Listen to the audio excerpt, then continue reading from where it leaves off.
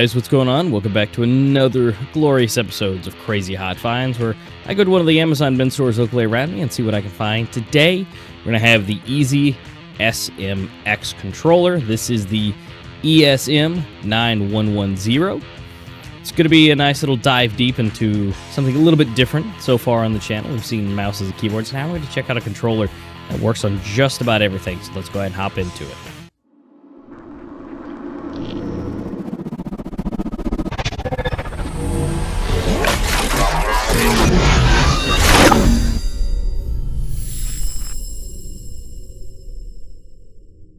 Alright, and here we are, the Easysmx ESM-9110. It's a wireless controller.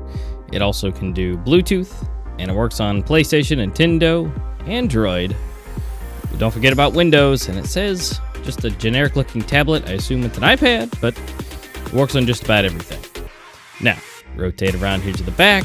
You get to see a little bit of the functionality of it, a little bit of the extra fun. You do have the rocker fine tuning, you do have the sense of rotation, and of course the wireless that it has. And of course some other regulatory things where it's from. So nothing too crazy. You do get to see a little bit of some other models that I assume that they, this package may be used for, but they just changed the printing on the front and then checked the box on the bottom. Let's go ahead and see what's inside the box. Now we do have a little QR code already sticking out here. A little bit of if you're happy with your purchase, which I didn't purchase it through Amazon directly, so that doesn't really go in this case. So we're going to go ahead and just pull that to the side. Aside from also here, if you want to go to their website, that QR code will take you there. Now to the internals. It's nicely packaged. It's in one solidly brown box, nothing left on the inside. And you can pretty much open it from either side. Does take a little bit of ingenuity, but once you pop it open, you're met with the controller and all the goodies inside. So nothing too crazy in here. We do have the wireless dongle itself. It does have a nice little concave piece, has the logo and the name of the company on it for the Easysmx. Honestly, it's kind of big for what it is. It's not too bad, but obviously with more modern technology, some of these are a bit smaller, but it is still going to be functional regardless, and of course that's only going to be used if you need it. A lot of times you'll be using this with Bluetooth if you use this for mobile gaming, so nothing too really to worry about. Here in the manual, it's kind of thick, 50 pages, and you only really need a couple of them, depending on your language. And so here we get to see the buttons, everything's nicely diagrammed. It's not a roadmap, so it already gets a plus in my book. We do have what it does work with, battery, charge time, use time, and the LED indicators.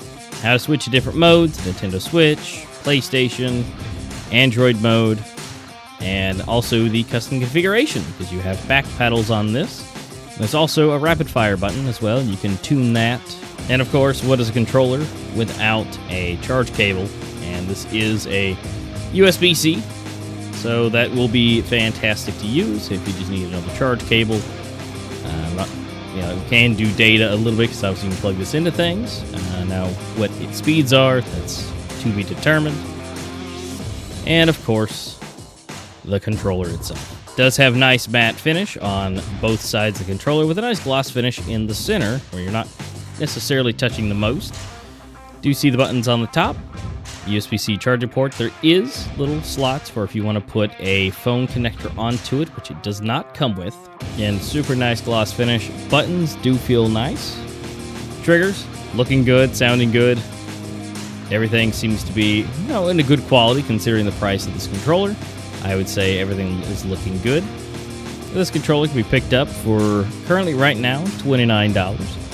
But if you do catch it not on sale, it is up to $50. So keep that in mind when looking at this. Definitely can find it on sale good majority of the time, but again, if you don't. But it does have good quality to be matching upwards in that $50 range. Of course, we'll, determining how well it does over time. That's a different story. Of course, you can see here, now that I've got it all turned on, you do see some RGB action going on, some lights behind buttons. the ABYX, and then of course the one around the right joystick for aiming. Nothing on the left side, but it is a nice little thing. But do know that obviously having the LEDs on, it will drain the battery fast. Now, and right below at the bottom, you do see a light indicator. That's going to be the brightness for it. And then you also have a rumble down there as well, so you can determine how much rumble you'd like to see. And so that's kind of up to you. Again, you can just press those and get those tuned the way you like it. Now we're going to go ahead and get this paired up. I do have my mini PC here. And as soon as you can see that light turn on, it does sync. And of course, in the manual, the light configuration does tell you different things on how you have it. But once you have these two lights lit up, that means it is connected. All right, and so with the turbo button, you want to press and hold. And then once you see the red, again, press and hold. And then press whatever button you want. Now, I did learn while I'm doing it here, you cannot do L3 or R3. And so you can't do any kind of things like drop shotting or anything with that. But if you do get it set up, you can use X, Y, B, A, whatever you'd like it to be. And then at that point, we'll just rapidly press. But again, L3 and R3 do not work.